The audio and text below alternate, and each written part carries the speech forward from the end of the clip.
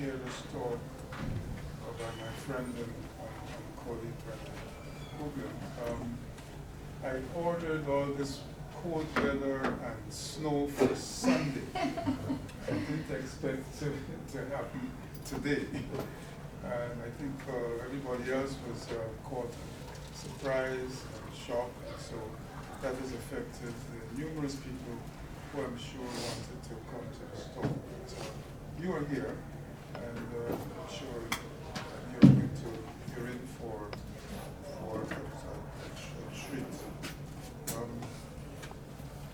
Renee is a full professor of English in our English department. She's the author of 3 books, one of them being Violent Embrace, Art and Aesthetics After Representation, which was published in 2014.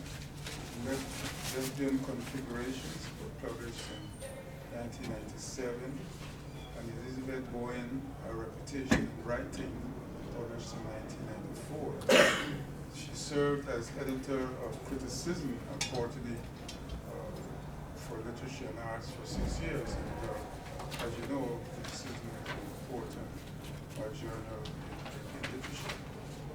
So she edited the first volume of Macmillan's interdisciplinary handbooks on gender sources, perspectives, and methodologies, which was published in 2016. It's a 10-volume series of which Renee is the senior editor-in-chief. Her areas of interest are numerous, including literature and culture after 1870, visual culture, critical theory, modern and contemporary art, gender and sexuality studies, and affect theory. She's currently working on 2 books, one entitled The Other Side of Nowhere, or Haunted by Death, Thoughts on Contemporary Photography, and on an edited collection of essays entitled State of Exposure, Post-Truth, and the Politics of Looking. All of this means that she is very, very busy. She came to us with an extraordinary education. She has 3 degrees from the University of Amsterdam. One a bachelor's, second a master's, a PhD in 1991 was on modern English literature and feminist theory. And since she's been here, she has been extraordinarily engaged as a scholar, and I'm delighted that she has taken the time from her schedule to be involved in this center's work. I'll tell you a little bit about that after I tell you that she earned the 2015 Board of Governors Distinguished Faculty Fellowship, the 2015 Board of Governors Faculty Recognition Fellowship, and in 2015-16 she earned the Marlin Williamson Endowed Distinguished Faculty Fellowship from the Humanities Center. So it shows that her work is recognized here on the campus. I told you about her books, but she has published in journals as well. I just mentioned one piece entitled Obnoxiousness and Elizabeth Bowen's Queering Adolescence, Christian Genders, in the fall of 2016. And she has a piece entitled Perverted Knowledge, Lesbian Sexuality and Theoretical Practices, in a special edition of the Journal of Gender Studies. And she has several chapters. Her involvement in the Humanities Center is extraordinary, and I'm deeply grateful. Starting in 2009,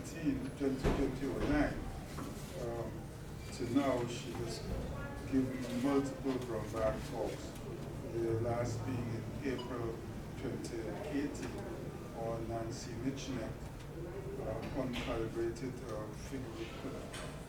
Figurations.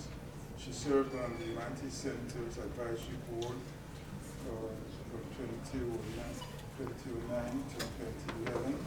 She was one of the recipients of the Open Competition Program 2010-2011.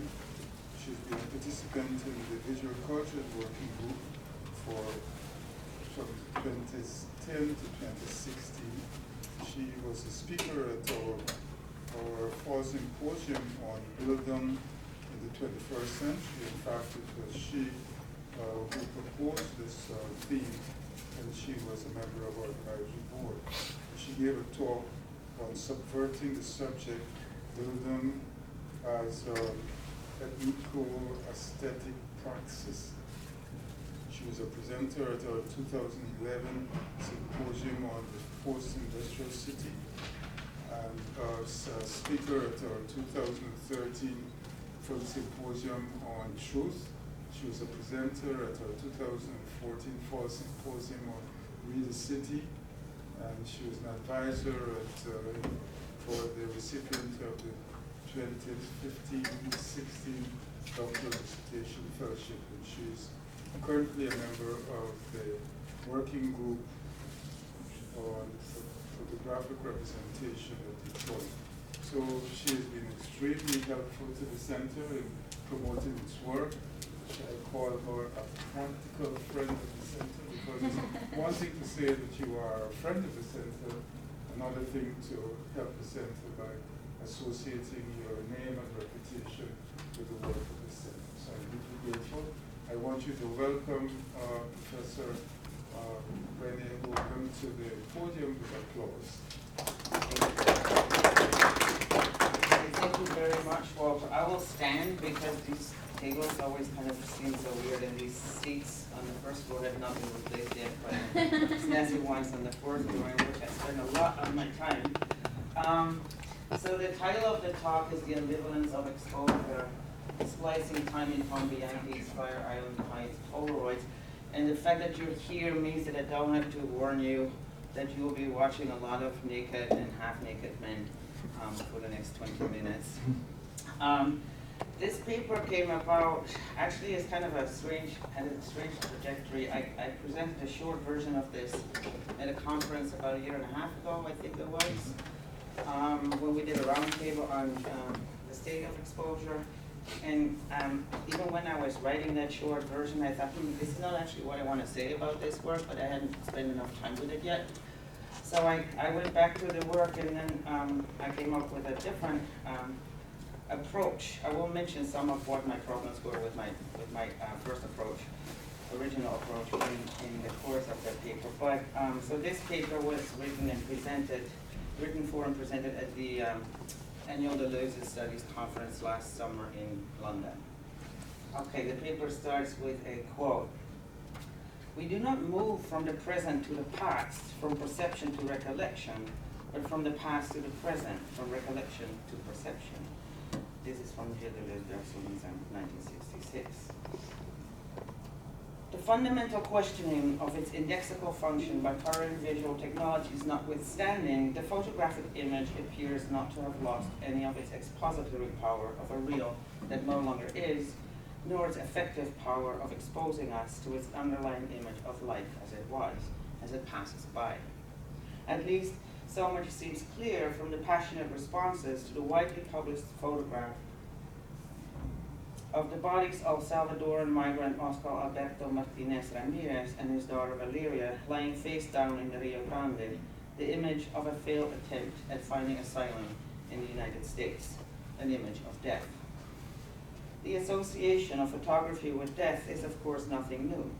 In critical writing, the specter of death runs from Walter Benjamin through Roland Barthes and Susan Sontag to the 1980s and 1990s, when, in the words of Damien Sutton, photography, of course I lost my place. Photography became, quote, a dead space in critical discourse.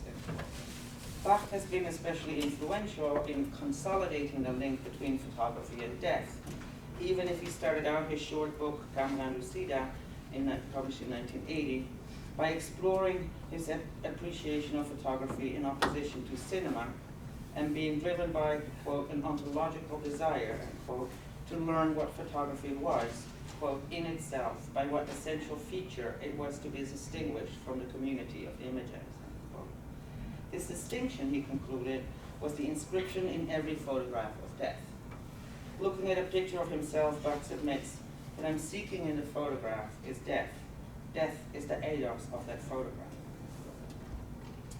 In trying to find out if photography existed, had a genius of its own, Barthes not only sets it up in opposition to cinema, but also seeks to chase away the ghost of painting, its absolute paternal reference. In order to position the medium closer to the theater, photography, he maintains, insofar as it touches art, is a kind of primitive theater, a figuration of the motionless and made-up face beneath which we see the dead, end quote.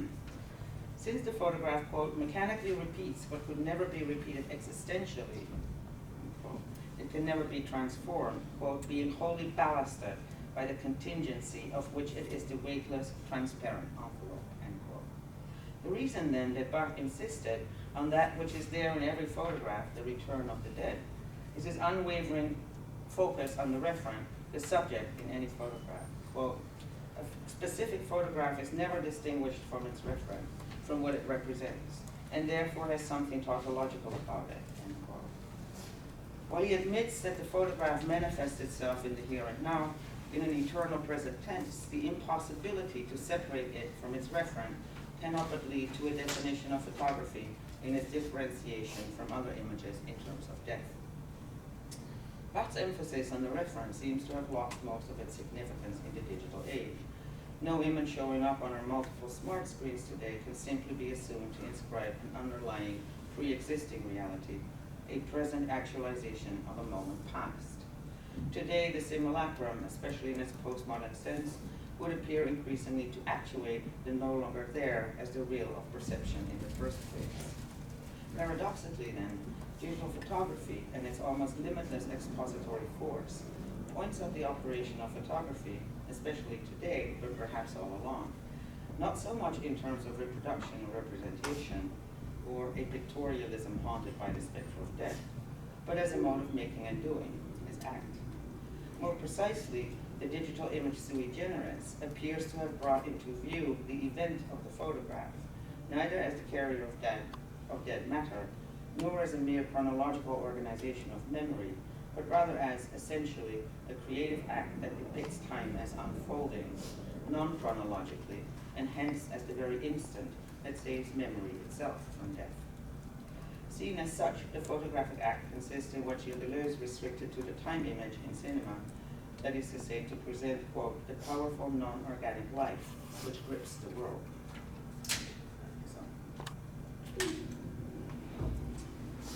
Although I often return to what art critic Douglas Davis called Barthes' flawed, impossible, infuriating, and moving reflections on photography, I admit that I've always felt uncomfortable with and not quite convinced by the association of photography with death. The encounter which inspired this presentation with Tom Bianchi's collection of photographs published under the title Fire Island Pines, Polaroids 1975-1983, which was published in 2013, compelled me to revisit and at the same time interrogate both the long-standing association of photography with death and my own reluctance to embrace the association per se. In what follows then, I will try briefly to explore the paradox of photography and the complex power of exposure in its relation to time by way of these images, small print snapshots produced by the instant camera that gained great popularity in the mid to late 20th century, the Polaroid SX70. As such, the photographs represent a specific form of what Willem Flusser calls the technical image, which, in retrospect, forms a transitional moment in the shift from analog to digital, from a photographic reel, however dead or locked down in the past, to virtual realities that never come to pass, to recall Barthes' term existentially.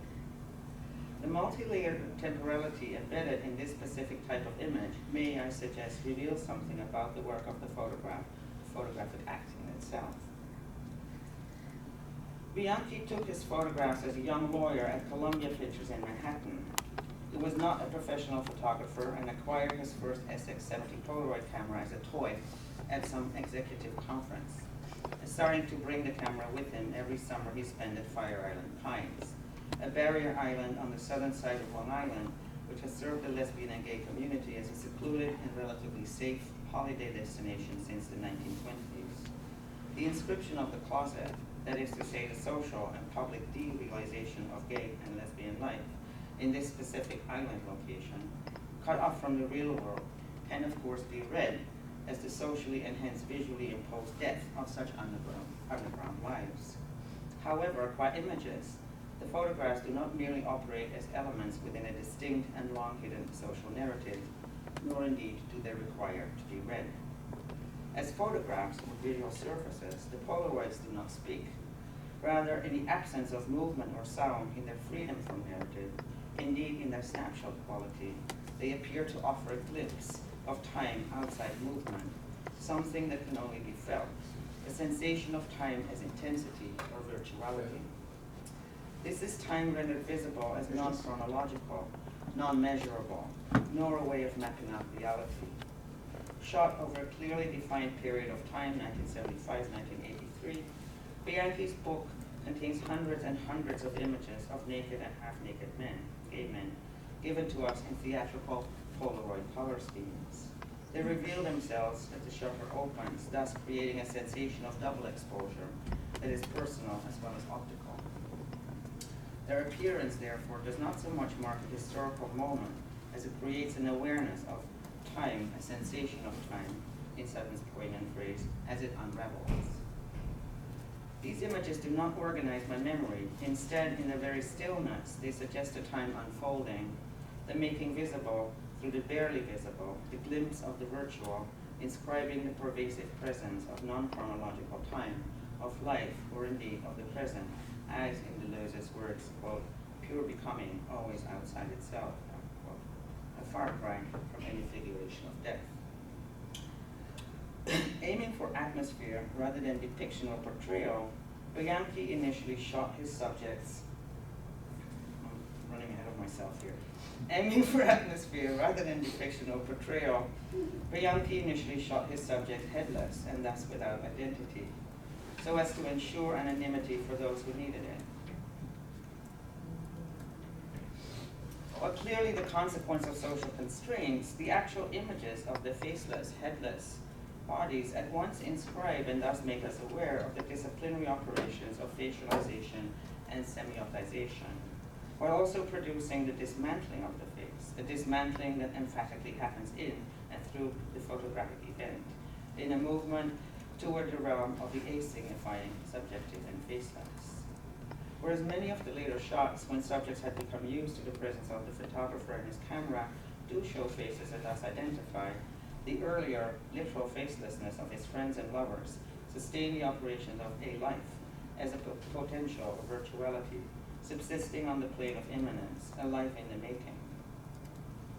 Permeating the entire series of photographs, which capture, visually depict, and expose a world and mode of loving and living that, at several removes, in the deep shadows or in the obverse of the real world of compulsory heterosexuality, nonetheless manifested and expressed itself in both body and feeling. A sensation of life makes itself felt as, and this is a quote from Deleuze, haexiety, no longer of individuation, but of singularization. The photographic act, rather than inscribing death, creates a moment when, in Deleuze's words, the life of an individual gives way to an impersonal and yet singular life that releases a pure event freed from the accidents of internal and external life, that is, from the subjectivity and objectivity of what happens.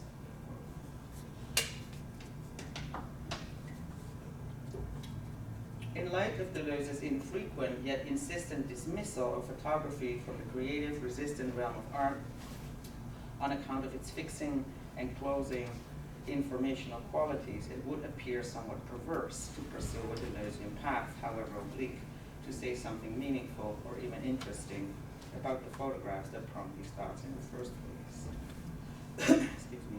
Their nonetheless doing so is first because, as some critics have maintained, today photographic images and technology are increasingly integral to most forms of contemporary art, and that Deleuze's writing therefore simply predates the emergence of photography as a potential mode of creative production. Photography in this sense may be regarded as itself emergent, as what Deleuze with Guattari calls a diagram or abstract machine. Quote, The diagrammatic or abstract machine doesn't function to represent even something real, but rather constructs a real that is yet to come, a new type of reality. In other words, the diagrammatic opens up to new movements, new assemblages that cut across the stratification of established systems of meaning and being. Secondly, I believe it to be Deleuze's mistake, a historically and politically understandable one, even more so today in our image-saturated Instagram world than in the late 1980s and 1990s, to deny the photographic image the force of openness and deformation that he assigns to other visual arts, by reducing its function to a merely communicative, semiotic, or significatory one. As German philosopher Lambert Wiesing reminds us, when we look at an image, we are not reading, but seeing. And even if this fact does not obviate their possible function as signs, it doesn't mean that photographic images are necessarily representations that refer to something else. Quote, what resembles does not have to refer. It would appear that Bianchi, in his almost casual adoption and subsequent use of the Polaroid instant camera as an emergent technology, that is to say, in his active photographic practice, addresses and therewith, so to speak, cuts through several of the questions about art and the technical images, and the technical image that Barthes and Deleuze, each in their own way, were grappling with around the same moment in time. In his introductory essay to what eventually would become a published collection of 30-year-old photographs, Bianchi submits that he loved SX70's unique color system for its creation of, quote, painterly images. In blurring the boundaries between the classical traditions of painting and the equally traditionally presumed documentary function of the photographic apparatus, he points up and registers his awareness of the ambivalence at the heart of the technical image, as at once representation and aesthetic operation. And yet, by using a camera technological apparatus that would instantly produce its recorded realities, recorded past realities, geez, I'll read this again. And yet, by using a camera technological apparatus that would instantly produce its recorded past realities to be shown to and shared with their subject almost at once, Bianchi, albeit presumably unwittingly, by taking up the camera in this time and place to begin with, simultaneously pushed the question of temporality in visual exposure in its relation to both life and death to the fore. A question is suggested that may have gained increasing urgency in the current moment of digital immediacy, but that may turn out to have been at the heart of photography all along. The photographic image and its exposing expository powers, that is to say, the photograph as act or event, defies the popular understanding of the snapshot as a discrete unit of chronological time, outside movement or becoming, to be captured in rational discourses that strictly separate the objective from the subjective. The latter, a common sense conception of perception, as Sutton suggests, cannot do justice to our actual experience, in his quote from Sutton. Experience is a combination of the subjective, the internal experience of duration, and the objective, the external experience of space. To consider the subjective and the objective as fixed categories of perception, he continues, would mean to, quote, privilege the objective world of objects, which would deny perception itself, or to privilege subjective perception, which would deny objects their own existence. This intuitive view of perception, derived from Bergson, Deleuze summarizes as follows, quote, we perceive things where they are. Perception puts us at once into matter, is impersonal, and coincides with the perceived object. For common sense, Bergson in his turn maintains, quote, the object exists in itself, and on the other hand, the object is, in itself, pictorial, as we perceive it. Image it is, but a self-existing image. This leads Sutton to conclude that subjectivity and objectivity are not two different perceptions, but that they should instead be seen as, quote, nominal values in a continuum of perception itself. One is neither totally subjective nor totally objective, unquote. What makes our experience of looking at a photograph different from looking at any object in the world at all, however, is the fact that we self-consciously see the subject of the photograph as seen, as perceived. We look at a surface, whether print or screen, at a subject that in and of itself presents itself as an object for perception, but at one removed. The operation of this perception is by no means less real than looking at an object, The power of images to move us profoundly in our embodied and embedded being suggests as much.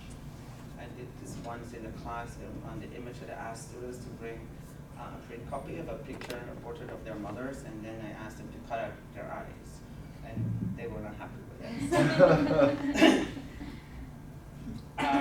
And I actually stole this kind of trick from W.J.T. Mitchell. Nobody will mistake the subject of a photograph for an object in space, a person, and proceed to wish them good morning. What happens then, not necessarily with any photograph, but surely potentially, is that the visual surface's effective force, its vibrancy, passes into sensation, and as such affects us. The notion of affect sheds interesting light on Bianchi's Fire Island Pines Polaroids, a collection of images of predominantly white, gay young men playing, loving, and being happy in, to borrow Edmund White's words, an earthly paradise under an eternally cloudless sky. These photographs inscribe the virtuality of a world that, on one hand, never really was paradise, endlessly cloudless skies, since the everyday social realities of their subjects were effectively being erased by their existence outside even the most mundane forms of public life elsewhere in the U.S. A derealization of who they were and what they felt as social beings, as historical individuals, subjected to the dual reigns of facialization, significance, and subjectification.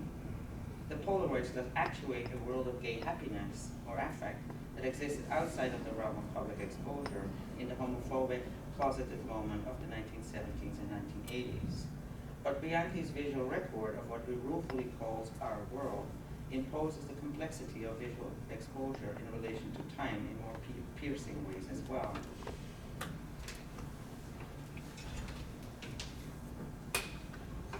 Despite the early interest of more than one publishing house, Bianchi's photographs were never published during their subjects' lifetimes, gay men exposing themselves as such to the camera comfortably, if not defiantly, and the sight of beautifully ripped, buff, and naked male bodies in loving interaction with one another in the open spaces of the beach and seaside were too much for straight society to be exposed to within the temporal frame, the dominant structure of feeling, to use Raymond Williams' term, of the contemporary moment. By the time the Fire Island Pines photographs were collected and his book of visual memories of gay happiness was finally produced and published, most of the subjects appearing in these images had died, having lingered in their virtual existence in a box, while the AIDS crisis ravaged the world in which yet another form of exposure, this time to a virus, had rendered their existence harmless by death. Yet, whereas decades of literal invisibility separate us from their subjects, the photographic act, the picture's actual work, make them appear to us anew, in a moment of double exposure. As Bianchi writes in his introduction, instead of constituting a mausoleum, these collected images make themselves felt as, quote, the recovery of friends and lovers, playing and smiling, alive again. Clearly, the question of temporality, which in relation to the actuating force as well as the reproducibility, distributability, volatility, manipulability, fungibility of the technical image, demands a taking into account of the cultural specificity, if not the shifting structures of feeling, of the changing and reconfiguring context in which all and any image can and will be invariably perceived, sensed, interpreted, and felt. And yet, both Bianchi's perception of these images 30 years after he took them, and my own experience looking at them today in the form of the book, which is also available in a $5,500 collector's edition and on show in art galleries around the country, suggest quite to the contrary that certain photographs at every step of the way through chronological time, instead of inscribing death as their ultimate destination, their essence or eidos, as Bach would have it, allows a glimpse of non-chronological time, of chronos without age, and therewith of a life, the non-organic life, which, to quote Deleuze's phrase one more, grips the world, outside and beyond the living present, or chronos with it. They do so by photographically creating a time image, a past that coexists with the present it was, as the present of the actual image and its contemporaneous past, that is to say, the virtual image.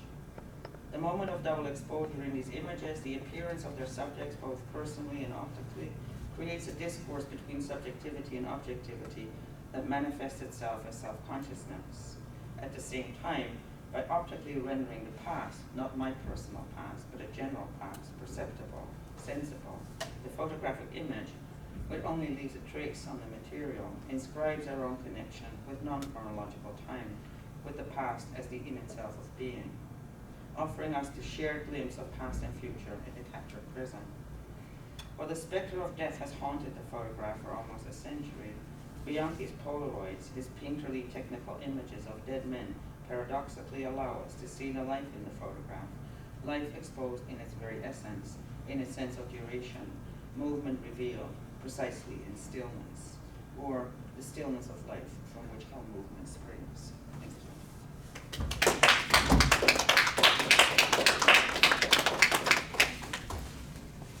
We're running the rest Perfect for almost timing. half an hour Perfect timing. for questions and comments. Nick, I just did a few citations. Was I couldn't get who you were quoting, Sutton. Yeah, Damien Sutton. Yeah, I don't know. Can you Yeah, his book is called Photography Cinema. I'm the only one who actually has footnotes to their conference papers. But students always tell me. Photography Cinema Memory, The Crystal Image of Time, published in 2000. And I think you want to know about Lombard leasing as well. What resembles a map. Yeah, that's Lombard leasing. I Who's that? saw you. Can you email me this? Yeah. So because I start Yeah. writing down something. Okay. Thank you. I may have other questions.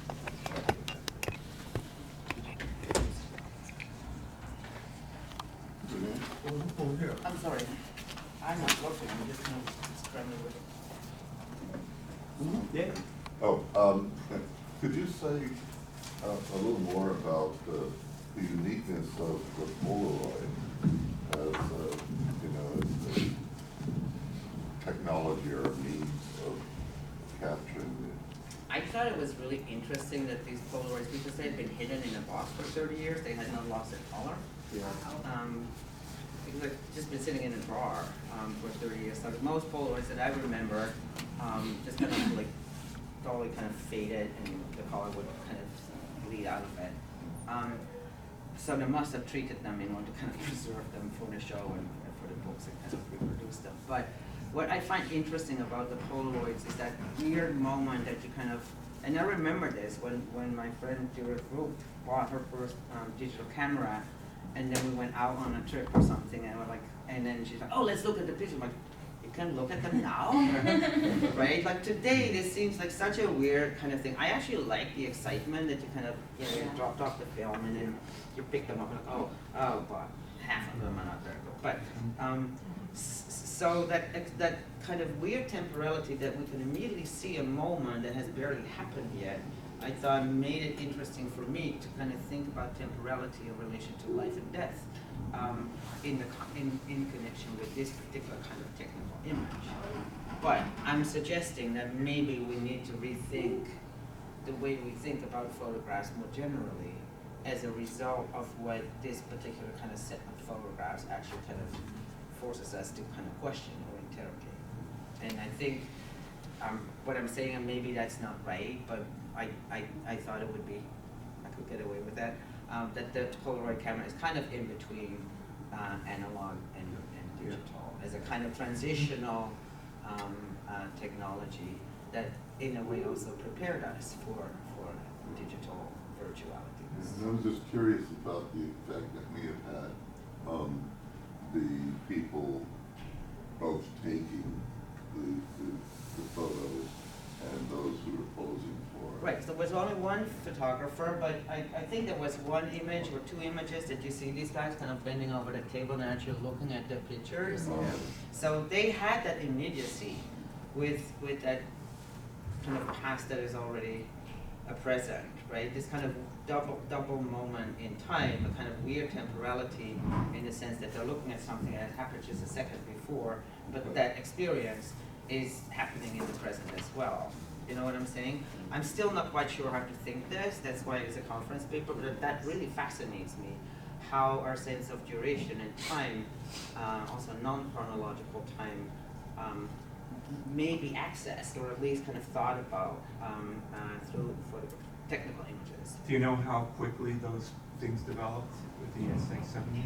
Yeah, And it then- was just like a minute. Well, that's, I mean, Yeah. because like when I was a kid and I had a Polaroid camera, you know, the thing would come out and then you'd have to like spray some crap on it. And Yes. wait for 3 minutes for it to dry. Right, and then It was like very wave weird. it like this, yeah. But that's a continuum of perception.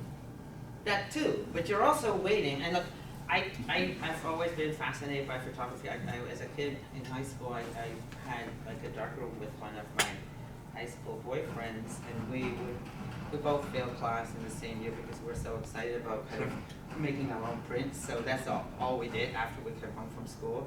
But when you're waiting and you're like in that dark room and you're waiting for the image to come up, it's a really fascinating process because it is an emergent reel. And at the same time, it is a reproduction or a representation of something in the past. With the analog, you can still claim that. So I've always been kind of fascinated by that whole process of temporality in relation to the technical image. So yeah, that makes a lot of sense to me because some Polaroids also in between how long you have to wait in the dark room and Right. instantaneous thing we get back digital. Right, right. Yeah, of course, now you take pictures until you get a good one. You don't have to wait to see if it's a good one, right? So Well, like and the you classic. also delete them Yeah. if you don't think they're good ones. When, like, you know, when I was kind of in grad school, and I went on like summer trips, I could afford to kind of shoot like maybe 5 films or 36 exposures. Otherwise, I couldn't pay for the prints. I wouldn't have enough money. So I have really started to like my own photographs are very different from the way I used to photograph because it doesn't matter. It's endless. It's endless, endless, endless. So you can take pictures of stuff that you would never have kind of considered to be worthy of a photograph in kind of an analog situation.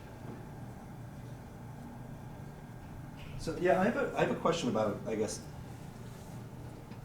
the continuum of perception of objective and subjectivity, but for beauty in this project, right? You said at one point that it was his fit and beautiful friends and lovers, right? And that was like a notable part, and it's true. They're all fit. They're very beautiful. Beautiful Yeah. people. And I'm curious in what way at least you are thinking about how that impacts its existence outside of time and also beyond like death, right? Because these are such like vibrant and vigorous photographs. How does that kind of help them not be these frozen moments in a like Barthian way? I think it helps because, I mean, I should have brought a book, but I already felt like a mule with all this stuff that I showed to campus today. It's hundreds and hundreds and hundreds of them, and I've been like spending a lot of time with them, and I can always go back because there's always something more to kind of enjoy, like really taking pleasure in looking at them.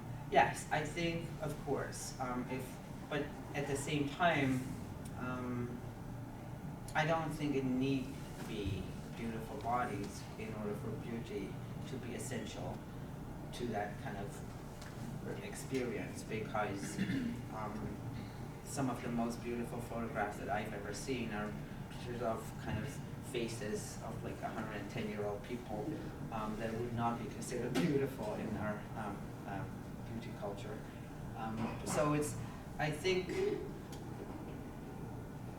you know, this is. I think the beauty does not necessarily exist in the subjects. Yeah. But the beauty is part of that aesthetic experience or an encounter, which need not be reassuring as I played in Rapid Embrace. It could be also a violent embrace, right? It doesn't have to be like, oh, this was kind of cool. Yeah. So yeah, I think it helps. I think the poignancy of this series of photographs is, of course, the fact that all these men are dead, and that they were literally erased through exposure to the virus. So the time span when the photos taken specifically post Stonewall was 3 Yes. Yeah. 71 to 85, you said? 75, 83. 75 to 83. And the book only came out in 2013. Yeah.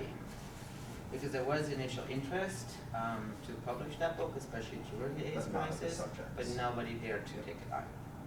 So I find, and of course, like this is, I play with this, right? Like the layers of the kind of historical, social realities and the realities of the images, but I don't think we can leave those out.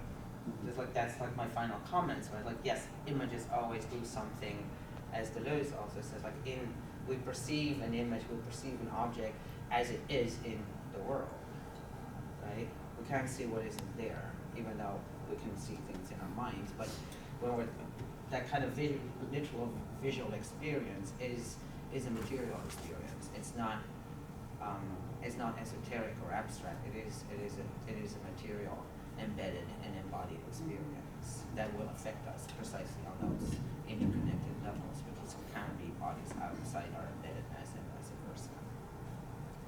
So I'm kind of talking myself into a corner here. I'm sorry. Yeah.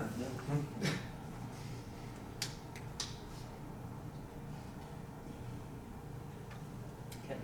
I'm not sure how to make this a question, but could you say more? I was thinking about, I think you said like, you see images, you don't read them, and you said it's different from narratives or some movement and sound.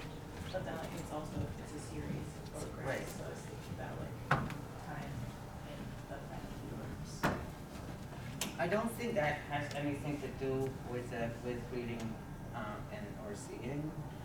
As Wiesing also, I mean, Wiesing is very helpful when you just like you look at an image, you don't read it, I think you see it before you read it. Doesn't mean, as I said, it doesn't prevent you from also reading it. Any image can potentially be used to become a sign with a significatory function. I don't know. I think the sheer abundance of this collection of images made me also become like really interested in it, because I had never seen anything like this in my entire life. And like that was kind of, it was fascinating. I thought, wow, this exists. This was actually this also as an archive was actually produced at a certain moment in time. So in that sense, I think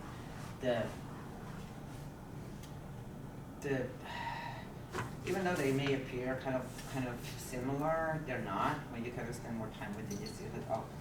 But that creation of indeed a kind of life also requires, I think, or is produced, that sense that I get from it is like not just death, but it's like actually kind of creation of a life or potentiality for life, is because it's more than one thing. Our lives are not just one thing. The way we are in the world is not, static and like just one moment. So all those different moments create that kind of realm, or a realm rather than a site. A site not for life, but a realm of life. That is, I think, co-produced by the number of photographs. That's why I wanted you to have kind of at least kind of a series of them, even though this is just a minimal number. Does that make sense?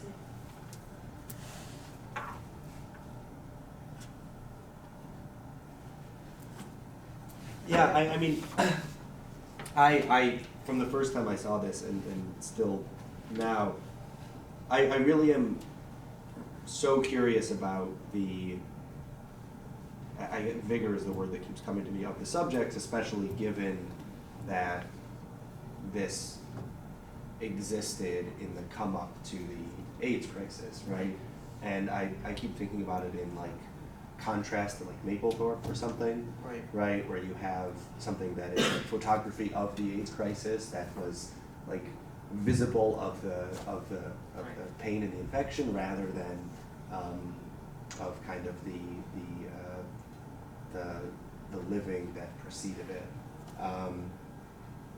And I don't even have a question here. I just like it's all I can think about is the poignancy, not only that these people ended up dying, so many of them, but also if the pictures had kept being taken 5 more years, how they would have changed, or if the pictures were taken for 5 more years and they didn't make it into the collection because it wasn't the story that Bianchi, right, wanted to keep in his shoebox, right? And that's then I don't Actually, know. he has continued to take photographs. Okay. So there's a whole, but I just focus on this. This is the Fire Island. Yeah. Yeah. I think why I also want to actually not just write about, but also talk about these images these photographs is precisely since the AIDS crisis, the collective mythology around homosexuality, gayness, gay life has always been a depressing one. Yeah.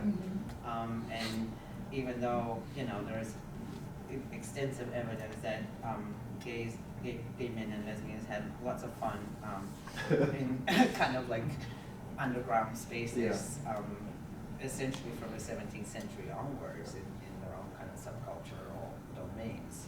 Not without risk, but still perfectly capable of creating a life that was separated off from was an island life in a sense, right?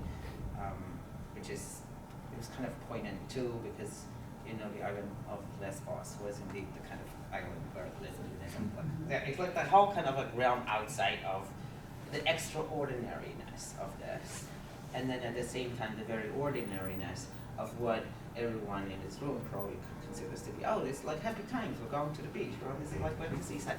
So I find that really important to talk about this work, not just kind of, in relation to art gallery exhibitions, but also really as something that brings us something, that pushes me at least to think something that I otherwise would not have been able to do, which is why I still love my job. And yes, I think that the beauty adds and the happiness adds, but it also sheds a different kind of light on what has been a very depressing, dark, oppressive narrative about gay history more generally. Does that make sense? Yeah, it does.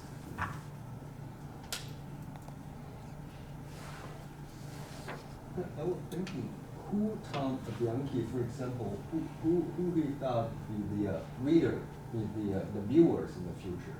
Did he expect that?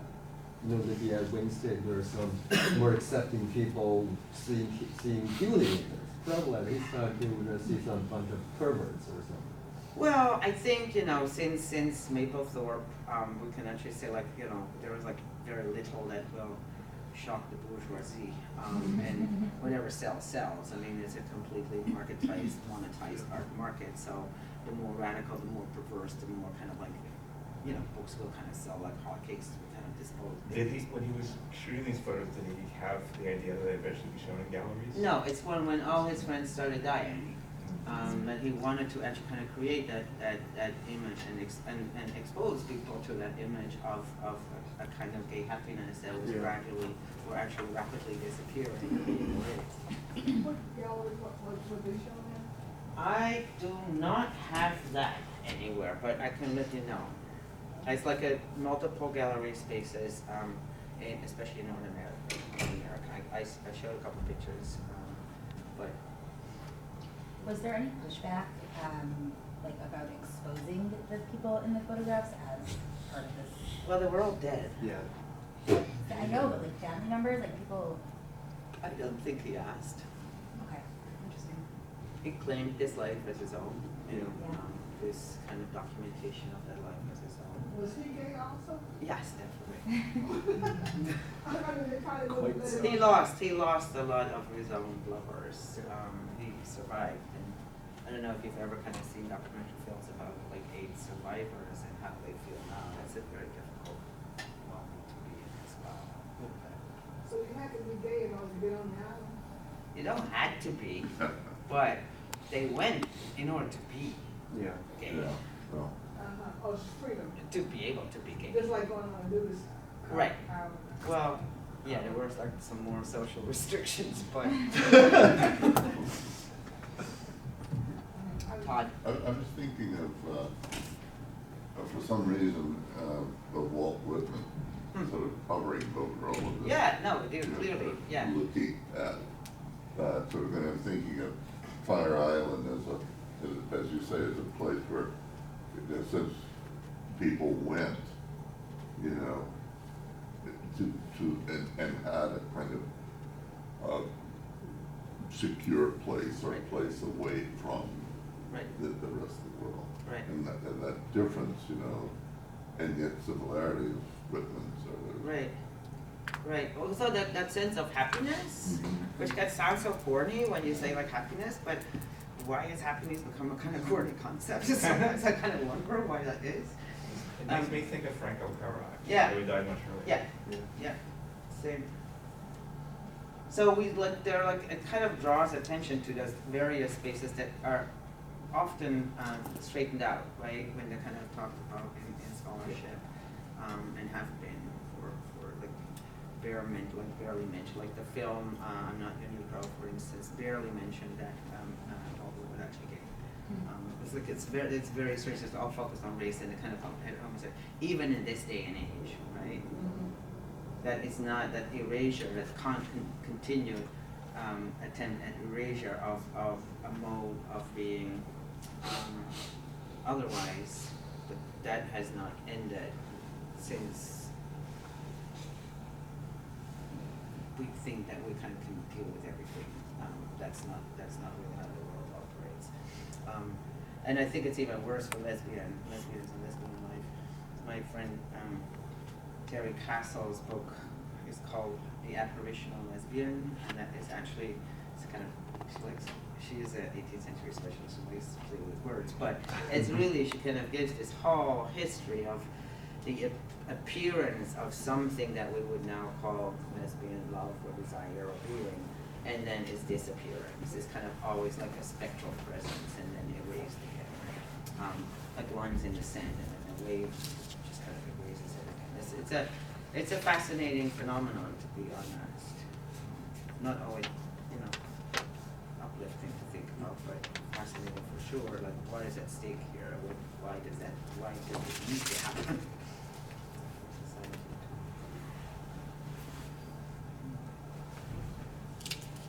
Any more questions? If not, then thank you so much for your contribution.